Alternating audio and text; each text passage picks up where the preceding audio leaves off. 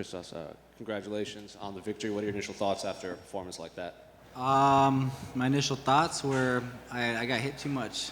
I don't like getting hit. I mean, I can take it. It's not a big deal. But I felt like I shouldn't have got hit like that. But I'm excited for the victory. I'm glad I finally got a finish after like 5 years. So I'm glad that I'm finally trusting my ability again. You know, I had a lot of finishes in the beginning of my career, and I had a very, very good camp. You know, I linked up with Chad George at CMMA. You know, Jiva's always been great, and I'm finally able to get there a little bit more than usual. You know, my brother-in-law John, he always just keeps me honest, keeping my feet forward, staying calm. So I feel like this is like one of my best performances I had in a long time, and it's because I had the right people around me. So, yeah. Speaking on you being upset you got hit so much, is that something Sean was doing? Was it just the last-minute change of opponents? Was it just energy? Yeah, maybe. I wasn't bringing my back foot with me, and I felt like he was getting out of the way pretty good. I might have underestimated his ability a little much because he stepped in short notice, and I was gonna fight a tall guy, so I did my camps with a lot of tall guys. So maybe it messed with me, maybe it didn't. I can't really be sure, but I definitely was better balanced than usual, but I still got a little bit of work to do. So, but I do feel like I'm improving, and I'm improving every day. So, yeah.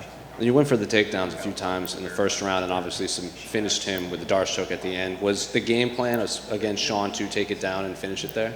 I was down to finish it on the feet. I rocked him early in the fight. I feel like I felt like I could have finished him anywhere, to be honest, or at least that was the plan. I was like, I can finish him on the feet. I can finish him on the ground. You know, he's a tough cat. He's been in the UFC before.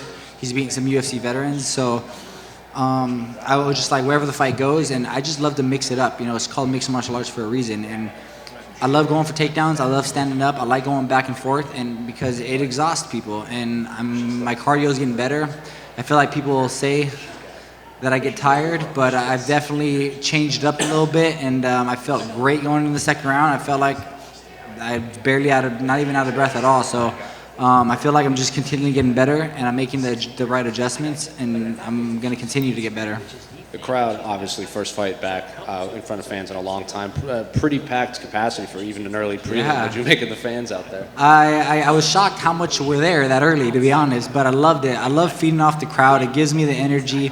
I'm definitely an entertainer. That's why I got in the business, and yeah, it felt good. I had my wife out there, I had my brother out there, my sister-in-law, so I'm glad they got to come see me pull off one of my best performances in the last couple fights. Then finally you called out Donald Cerrone at the end. Is that just specifically because he's one of your favorite fighters and you do want to see him? I'm a big country guy. I love country music, you know, and he was besides Conor, my favorite fighter of all time. So it'd be an honor to fight Cowboy. I know Dana's going to let him come down to 55 to do one more. And it'd be an honor to fight him. No disrespect at all. Just to share the octagon with him would be an honor. And I'd love to do that for his retirement fight. So hopefully I get that shot. So if your favorite fighters are Conor and Cowboy, who are you rooting for when they fought? Conor. He's number one for sure. I don't know why I like him so much. Like, he's a character for sure, and he cracks me up. He's an entertainer, and I love to watch him perform. I feel like people underestimate him a lot, and they don't give him enough credit because he's done a lot with the sport. So. Paid as well. Yeah. When the Darce choke was in, did you know you had it in as soon as you got it? Yeah. So when I initially put it in, I was able to hook the leg right away. And once I had it, I felt like it was pretty tight. And then I didn't feel him struggle, which worried me a little bit. Then I felt him go limp. And I was like, hey, he's out. Hey, he's out. But I'm not letting go until you stop it. So, yeah. I actually noticed that you didn't let it go even though you went. No, I was like, I'm going to let the referee stop it. You know, people look at Verdum, you know. Why you let go? Why you let go of the tap? You don't let go until the referee stops it. It's just how it goes, you know? Right. You mentioned that you underestimated your opponent. Was there a specific area that you underestimated him in, or was it just he was better than you kind of thought? I didn't think he was going to be able to hit that hard, to be honest. I guess videos can be deceiving, and he hit me with some shots, and I was like, okay, I'm in a fight right now. So he stepped up short notice, mad respect, but he's a tough guy. He just had a fight.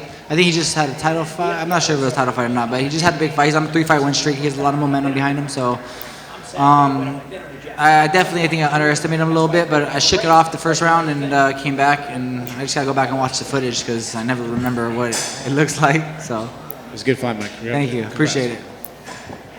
Just a couple quick ones. You recently got married? Yeah, I did.